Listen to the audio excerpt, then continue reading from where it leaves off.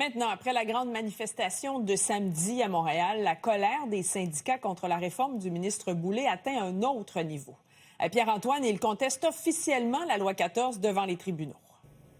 Bien, Audrey, la loi 14 est entrée en vigueur dimanche et déjà, à peu près 24 heures après, les syndicats contestent. La loi 14, ça donne le pouvoir au gouvernement de limiter le droit de grève pour réduire les impacts qu'elle peut avoir sur la population, imposer un arbitrage dans certains conflits de travail aussi.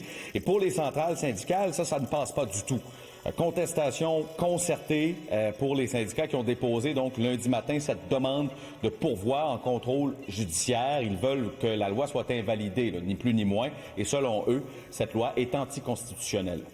Jamais le gouvernement est venu nous voir pour nous dire « Écoutez, les services essentiels, ça fait une partie de la job. Nous autres, on pense que ça fait pas toute la job. On peut-tu s'en parler? » Il nous a jamais fait ça. Avec la loi 14, il se donne l'opportunité comme ministre de mettre fin à un mouvement de grève en donnant l'arbitrage exécutoire, mais en plus, il vient réduire la capacité de faire la grève pour presque tout le monde. On a trouvé, je pense, un bon équilibre entre ce droit-là et le respect des besoins fondamentaux de la population. Vous le savez, il y a des grèves qui ont eu des impacts disproportionnés.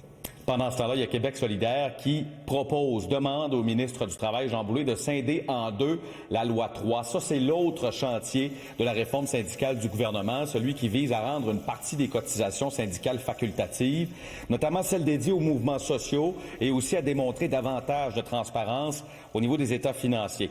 C'est une lettre signée par le député Alexandre Leduc qui l'a transmis à Jean Boulay et il propose de mettre sur pause la partie des cotisations syndicales pour approfondir les discussions avec les représentants syndicaux, mais de maintenir celle sur la transparence.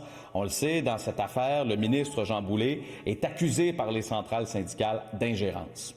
Si on scinde le projet de loi en deux, que ce côté-là des cotisations dites facultatives est retravaillé avec un peu plus de temps puis un peu plus de concertation, parce que le ministre n'a pas travaillé avec personne, il a fait ça tout seul dans son bureau, mais là, ça va baisser un peu les tensions, puis on pourra se concentrer sur l'autre partie. Rappelons que les consultations particulières sur le projet de loi de la transparence et la gouvernance syndicale se sont conclues la semaine dernière à l'Assemblée nationale. Voilà, Audrey.